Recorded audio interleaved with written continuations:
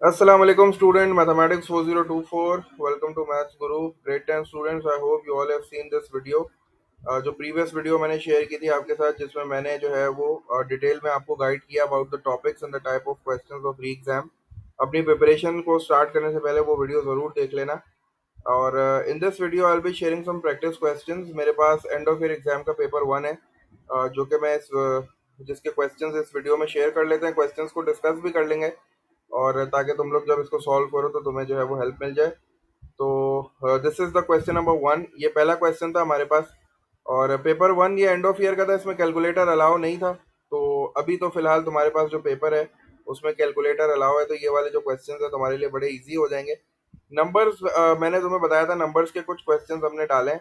Percentages to be exact हमने नहीं डाला, परसेंटेजेस के क्वेश्चंस हमने नहीं डाले, लेकिन फिर भी ये कि आपको प्रैक्टिस कभी करनी पड़ जाए, क्योंकि आपको पता है नेक्स्ट ईयर मैथ्स जो है वो अपेयरिंग सब्जेक्ट हो जाएगा और मैथ्स की प्रैक्टिस मैं यही रिकमेंड करूंगा कि अपनी ये जो छुट्टियां हैं इसमें थोड़ी थोड़ी मैथ्स की प्रैक्टिस ज़रूर करते रहो। तो ये जो चीज़ें हैं तुम्हारे लिए इंशाल्लाह हेल्पफुल होंगी जब तुम प्रैक्टिस मटेरियल यहाँ से ले लोगे, इसको सॉल्व कर लोगे।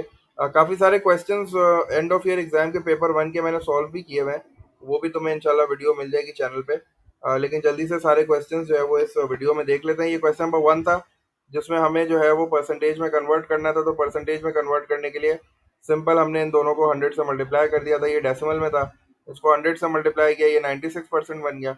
और 3/4 को जब डेसिमल में कन्वर्ट करोगे तो 0.75 आ जाएगा। 0.75 को जब आप 100 से मल्टीप्लाई करोगे तो 75% हो गया।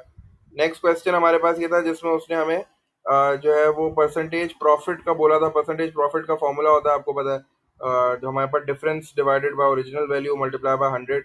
तो ये परसेंटेज प्रॉफिट का फॉर्मूला था। इसके बाद वो आपसे कह रहा है फाइंड 12% ऑफ 40। 12% का मतलब होता है 12/100, ऑफ का मतलब मल्टीप्लाई, और 40 से करेंगे जो भी आंसर आएगा उसको यहाँ सिंप्लीफाई करके लिख देंगे। 2 मार्क्स का था ये। और नेक्स्ट क्वेश्चन पे चलते हैं। ये क्वेश्चन नंबर 3 का पार्ट बी है। इसमें उसने हमें जो है वो एक बार चार्ट दिया हुआ था। बार चार्ट में हमारे पास डाटा था, फ्रीक्वेंसी थी, नंबर ऑफ पीपल था। बार चार्ट का कैसे पता चला? क्योंकि आपके पास बार्स के दरमियान गैप है तो ये बार चार्ट हो गया। अगर ये गैप नहीं होता तो ये हिस्टोग्राम बन जाता। तो गैप की वजह से ये बार चार्ट हो गया और ये बार लिखा हुआ भी है, बार चार्ट बिलो। इसमें हमसे मोड पूछा है, तो मोड जो है वो रिपीटेटिव जो वैल्यू होती है वो मोड हो गई। और उसने फिर calculate the mean number of people पूछा है, तो मीन निकालने के लिए आपके पास जो है वो सिंपल इसको इससे multiply 1 multiply by 2 plus 2 multiply by 7 plus 3 multiply by 6 plus 4 multiply by 4 plus 5 multiply by 1 करके डिवाइडेड बाय टोटल कितना है 20 का। 20 से डिवाइड कर दोगे तो आपको इसका मीन मिल जाएगा। ये बेसिकली अनग्रुप डाटा है। अनग्रुप डाटा जो है वो हमारे पास इस तरह बार चार्ट के फॉर्म में दिया हुआ है। अनग्रुप डाटा में इस तरह समझ लो कि 1 जो है वो 2 टाइम्स है, तो आप 2 बार 1 लिखोगे। 2 को जो है वो आप 7 टाइम्स लिखोगे। 3 को जो है वो आप 6 टाइम्स लिखोगे। 4 को जो है वो आप 4 टाइम्स लिखोगे। 5 को आप 1 टाइम लिखोगे। तो ये इस तरह अनग्रुप डाटा है ये। तो ये अनग्रुप डाटा में आपको मीन निकालना है, तो मीन निकालने के लिए आपको पता है सबको ऐड करना है, डिवाइड बाय टोटल, आपको मीन मिल जाएगा। नेक्स्ट क्वेश्चन पे चलते हैं। क्वेश्चन नंबर 4 जो है ये हमारे पास question number 4 is about the selling price. ये एवरीडे मैथमेटिक्स का क्वेश्चन था। एवरीडे मैथमेटिक्स अभी नहीं आ रहा तुम्हारे पास, लेकिन ये बाद में प्रैक्टिस करने के लिए अच्छा है। इसमें ये बोला था कि इन सेल और प्राइसेस वर रिड्यूस बाय 40%। तो ये डायरेक्ट प्रोपोर्शन से हो जाते हैं। आपको पता है परसेंटेजेस के सारे क्वेश्चन डायरेक्ट प्रोपोर्शन से हो जाते हैं। तो देयर वाज अ टोटल एक कोड था जो कि सेल पे लगा हुआ था, और सेल पे जो प्राइस है वो 40% रिड्यूस हो रही थी। और वो जो 40% रिड्यूस हुई थी वो बेसिकली इतना अमाउंट था 340। तो आपको जो है वो सेलिंग प्राइस उसकी निकालनी है, मतलब 60% आपको निकालना है। तो डायरेक्ट प्रोपोर्शन से भी ये क्वेश्चन हो जाता। इसके बाद उसने हमें vertical post of height 1.5 metre और फ्लैग पोल 7.5 है, परसेंटेज निकालना है। Express 1 as a percentage of other. तो 1.5 डिवाइड बाय 7.5 मल्टीप्लाई बाय 100 कर लिया तो आपके पास जो है वो इसकी परसेंटेज आ जाएगी। क्वेश्चन नंबर 5 पे चलते हैं। क्वेश्चन नंबर 5 हमारे पास जो था उसमें हमें सिंपल इंटरेस्ट कंपाउंड इंटरेस्ट का फॉर्मूला यूज़ करना था। सिंपल इंटरेस्ट निकालना है, तो सिंपल इंटरेस्ट का फॉर्मूला यूज़ करके हमने जो है वो सिंपल इंटरेस्ट निकाल लिया। पार्ट बी में जो है वो एक्सचेंज वाला था, तो यहाँ भी डायरेक्ट प्रोपोर्शन यूज़ कर सकते हो। उसने एक्सचेंज रेट आपको दिया हुआ है, तो वही आपने प्रोपोर्शन वाले मेथड से आपने दो हेडिंग्स बनाई, उनमें इनकी वैल्यूज लिखी, क्रॉस मल्टीप्लाई किया और ये आंसर्स फाइंड आउट कर लिए। नेक्स्ट क्वेश्चन पे चलते हैं। नेक्स्ट क्वेश्चन हमारे पास कम्युलेटिव फ्रीक्वेंसी कर्व आ गया। ये जो एस शेप कर्व है इसको हम कहते हैं कम्युलेटिव फ्रीक्वेंसी कर्व। ये बड़ा इंपॉर्टेंट क्वेश्चन है। इस तरह का क्वेश्चन जो है वो आप एक्सपेक्ट कर सकते हो बिल्कुल।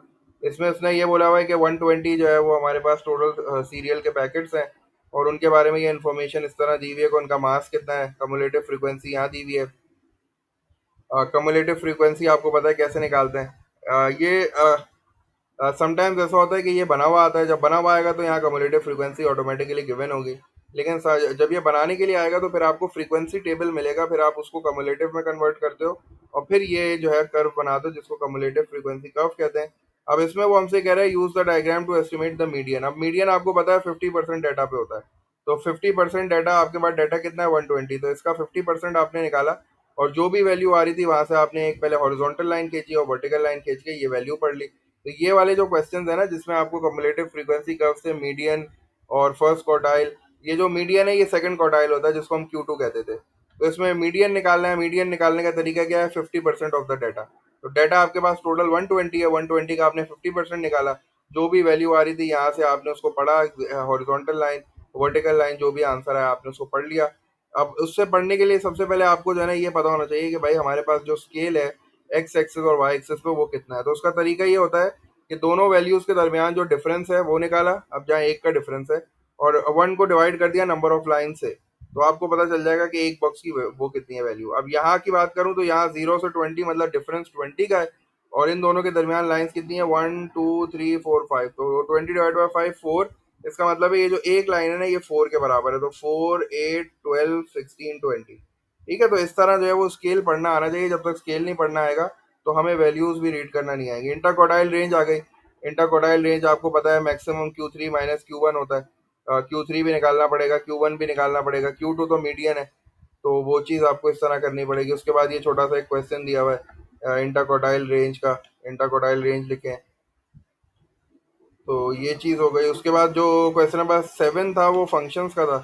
क्वेश्चन नंबर 7 फंक्शन का था। फंक्शन जो है वो अभी नहीं है पेपर में, लेकिन ये कि इसकी प्रैक्टिस आप बिल्कुल कर सकते हो। यहाँ से क्वेश्चन नंबर 8 अनग्रुप डाटा दिया हुआ है और आपको मीन मीडियन निकालना है। ये बड़ा इस तरह का कोई सवाल भी आपको पेपर में मिल सकता है बिल्कुल, तो इसकी भी अच्छी तरीके से प्रैक्टिस कर लेना। मीन निकालने के लिए सबको ऐड किया और इसको डिवाइड कर दिया नंबर ऑफ डाटा से, ये जितने भी नंबर हैं उनसे डिवाइड कर दिया। मीडियन निकालने के लिए इनको अरेंज कर दिया असेंडिंग ऑर्डर में, सबसे छोटा सबसे पहले, फिर उससे बड़ा, उसके बाद मिडिल वैल्यू पढ़ ली तो वो मीडियन आ जाएगा।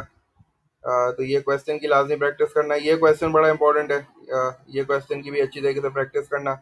इसमें वो आपसे वो मीन पूछ रहा है। अब ये आपसे मीन पूछ रहा है, आपने देख लिया इंटरवल की फॉर्म में डाटा है, तो इसका मतलब है कि ये ग्रुप डाटा है। तो ग्रुप डाटा का मीन कैसे निकलता है? मिड पॉइंट का एक कॉलम बनेगा एक्स का, फिर एफ मल्टीप्लाई बाय एक्स का एक कॉलम बनेगा, फिर आप फॉर्मूला यूज करोगे summation of F x divided by summation of F. तो वो चीज़ जो है देख लेना, 3 मार्क का है, तो इसके लिए दो टेबल, दो कॉलम्स बन जाएंगे, उसके बाद पूरी वर्किंग हो जाएगी। तो ये क्वेश्चन की लाजमी प्रैक्टिस करना, ये बड़ा इंपॉर्टेंट क्वेश्चन है ग्रुप डेटा का मीन। बाकी ये मैंने आपको बता दिया। एक सवाल मैंने आपको दिखाया जिसमें आपको कम्युलेटिव फ्रीक्वेंसी कर्व ऑलरेडी बना हुआ था, आपने जो है वो क्वार्टाइल्स वगैरह निकाले, मीडियन जो है निकाला। और ये दूसरी तरह का सवाल है जिसमें जो कि पहले क्वेश्चन से रिलेटेड है, पहले पार्ट से। यहाँ उसने आपको स्पीड और फ्रीक्वेंसी दी हुई है और आपसे कह रहा है इसको यूज करके कम्युलेटिव फ्रीक्वेंसी कर्व बनाओ। तो पहले आप क्या करोगे? आप एक टेबल बनाओगे, आप उस टेबल में ये सारी वैल्यूज लिखोगे। आप जो है वो इनिशियल वैल्यू छोड़ देते हो, आप नहीं लिखते, आप 40 50 60 70 80 लिखोगे। उसके बाद आप यहाँ कम्युलेटिव फ्रीक्वेंसी का कॉलम बनाओगे। कम्युलेटिव फ्रीक्वेंसी में पहली फ्रीक्वेंसी एज इट इज आती है 12, अगली वाली के लिए क्या करोगे 12 + 17, तो वो यहाँ आ जाएगी। फिर उसमें 16 ऐड करोगे तो इधर आ जाएगी, फिर 11 ऐड करेंगे नहीं आ जाएगी, फिर 24 ऐड करेंगे तो कम्युलेटिव फ्रीक्वेंसी का कॉलम बनाना पड़ेगा।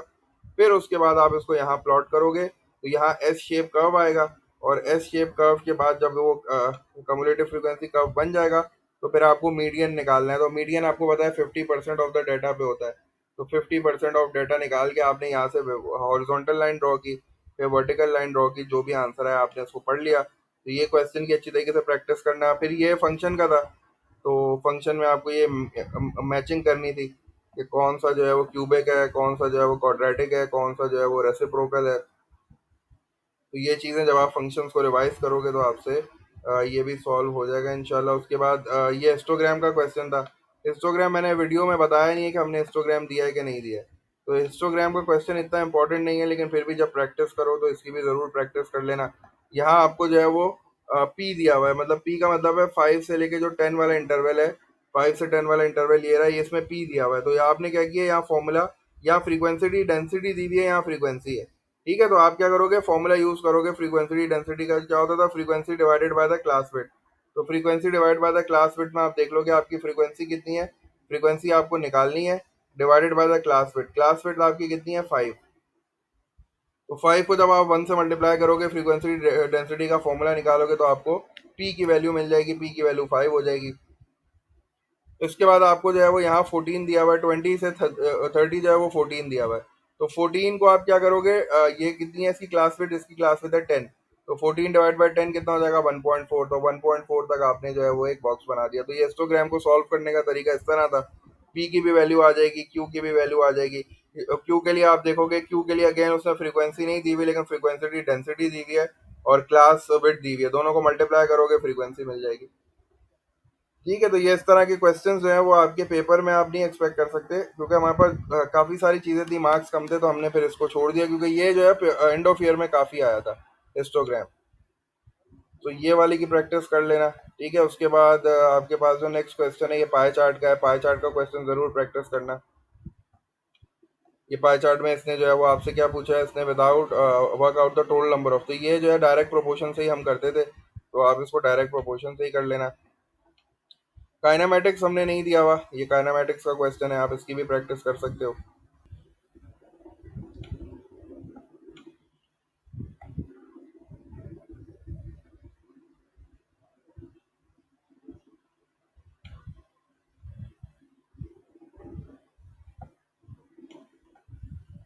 अच्छा, ये क्वेश्चन जो है एक नंबर से रिलेटेड था, इसमें आपको हाईएस्ट और लोएस्ट टेम्परेचर दिया हुआ था, बोला था रेंज निकालो।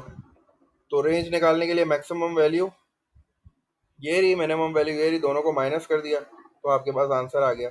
अब ये कह रहा था कि टेम्परेचर इतना है, higher than -79। The lowest temperature recorded in Karachi 63। Higher than का मतलब है आपको ऐड करना पड़ेगा, तो आपको जो है find the lowest temperature recorded in Karachi. Higher का मतलब है जब आप ऐड करोगे तो बेसिकली सब्ट्रैक्ट ही होगा, तो वो आंसर आ जाएगा। और फिर ये दो क्वेश्चन थे डिपार्चर और अराइवल टाइम वाले, इसको थोड़ा जूम कर दूं ताकि क्लियर हो जाए।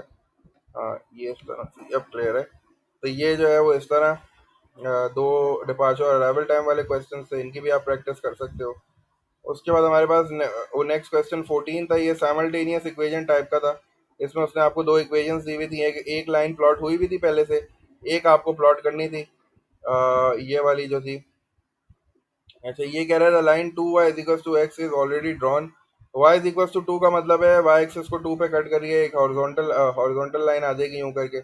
और ये जो x प्लस वाई वाली मतलब इसका ग्रेडियंट 1 हो गया, और इसका y इंटरसेप्ट 4 है। तो आपने ग्रेडियंट 1 4 का मतलब है कि इसको अगर मैं शिफ्ट करूँ, y को सब्जेक्ट बनाऊँ, तो ग्रेडियंट इसका -1 हो गया। तो ग्रेडियंट इसका -1 हो गया। -1 का मतलब है कि 1 फॉल और 1 रन। तो 1 फॉल, 1 रन, 1 फॉल, 1 रन, इस तरह लेटर्स बना के आप पॉइंट्स लगाओगे और ये लाइन ड्रॉ करोगे। वो लाइन जो है इस लाइन को जहाँ कट करेगी वो बेसिकली इसका सोल्यूशन हो जाएगा। आपने एक्स और वाई की वैल्यू लिख दी। यहाँ यही काम आपको करना था कि 2y = x, और इसका सोल्यूशन निकालना था ग्राफिकली। तो 2y = x वाली लाइन ये रही, और x plus Y equal to 4 वाली लाइन जो है वो ऐसे आ जाएगी, यू 4 से 4 तक आ जाएगी यूं करके। तो ये जिस पॉइंट पे कट करी होगी ये इसका सोल्यूशन हो जाएगा ग्राफिकली। इसको जो है वो एलिमिनेशन और सब्स्टिट्यूशन से सॉल्व अगर आप करोगे तो आपको मार्क्स नहीं मिलेंगे, क्योंकि उसने यहाँ क्लियरली मेंशन किया हुआ है कि use graphical method to solve the following simultaneous equation. तो आप क्या करोगे, दोनों को ग्राफ पे प्लॉट करोगे और उसके बाद देखोगे इंटरसेक्शन पॉइंट कौन सा है, वही इसका आंसर हो जाएगा। ठीक है, इस वाले में आपको सिर्फ जो है वो ग्रिड पे ड्रॉ करना है ग्राफ। आपको y = 2 मतलब y = 2 की लाइन ऐसे आ जाएगी, और ये x y + x = 4 वाली लाइन जो है वो यूं करके आएगी, 4 से 4 पास होगी इस तरह, क्योंकि इसका नेगेटिव ग्रेडियंट आएगा, इसका ग्रेडियंट -1 हो जाएगा।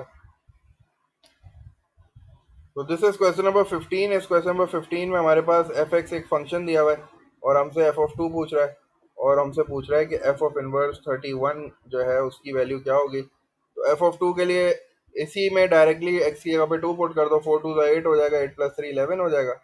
और f(−31) के लिए इसका इन्वर्स निकाल लो पहले फंक्शन का, और फिर जहाँ x आएगा वहाँ 31 पुट करके इसकी वैल्यू निकाल लेना। तो फंक्शन चूंकि अभी सिलेबस में नहीं है, तो इसलिए फ़िलहाल ये इंपॉर्टेंट नहीं है इतना, लेकिन ये कि आप इसकी प्रैक्टिस बिल्कुल कर सकते हो। क्वेश्चन नंबर 16 जो है वो काइनामेटिक्स था। काइनामेटिक्स भी जो है फ़िलहाल इंपॉर्टेंट नहीं है, क्योंकि वो सिलेबस में नहीं है, लेकिन जब आप प्रैक्टिस करो तो आपको यहाँ से प्रैक्टिस करने के लिए मटेरियल मिल जाएगा। इसके और भी पार्ट थे, पार्ट सी भी था इसका, वो भी थोड़ा सा जूम इन कर दूं। पार्ट सी ये रहा इसका। और नेक्स्ट क्वेश्चन पे चलते हैं जल्दी से। क्वेश्चन नंबर 17 है। क्वेश्चन नंबर 17 एंगल प्रॉपर्टीज का था, जिसमें हमने पैरेलल लाइंस में देखा था कि जो है वो हमारे पास ऑल्टरनेट एंगल या ऑल्टरनेट एंगल बन रहा है, जी बन रहा है, तो वाई 28 हो गया था। उसके बाद सम ऑफ इंटीरियर एंगल्स वाला कॉन्सेप्ट आ गया था। तो ये भी बड़ा अच्छा सा सवाल था। ये सॉल्व मैंने किया हुआ है चैनल पे, तुम्हें इसका सोल्यूशन मिल जाएगा। बाकी है कि यहाँ भी इसको शेयर कर दूँ ताकि पूरा पेपर एक साथ आपको मिल जाए। ये क्वेश्चन नंबर 17 था। क्वेश्चन नंबर 18 बेयरिंग का था। बेयरिंग का सिंपल सा क्वेश्चन था, जिसमें उसने फ्रॉम का वर्ड इंपॉर्टेंट होता है। फ्रॉम का बी का मतलब है बी पे नॉर्थ बना हुआ है, और यहाँ बी फ्रॉम ए बोला था, तो ए पे आपको नॉर्थ बना के क्लॉकवाइज एंगल की वैल्यू निकालनी थी। इधर भी जो है वो हमारे पास दो पैरेलल लाइंस हैं, तो यहाँ भी कॉरस्पॉन्डिंग एंगल और इंटीरियर एंगल्स और ऑल्टरनेट एंगल्स वाला कॉन्सेप्ट यूज होता है। और हमने ये देखा था कि दो नॉर्थ के बीच में जो दो एंगल्स होते हैं वो सप्लीमेंट्री होते हैं। तो ये भी बड़ा अच्छा क्वेश्चन एक प्रैक्टिस के लिए मिल जाएगा। बेसिक लेवल क्वेश्चन दिया था उन्होंने, 2 2 मार्क्स 4 मार्क्स का आपको, जो कि बड़ा आसान सा था। बेरिंग का उन्होंने बस यही एक सवाल दिया था पेपर 1 में, जो कि बिल्कुल बेसिक सा था। इसके बाद उन्होंने ट्रिग्नोमेट्री का क्वेश्चन दिया था। एक ट्रिग्नोमेट्री का क्वेश्चन था जिसमें साइन कोसाइन और टेन की वैल्यू हमने दी हुई थी, और उसने आपको ये बोला था कि use this information to find B D. अब बी डी के लिए क्या करना है, बी डी जो है वो बेसिकली हाइपोटेन्यूज है।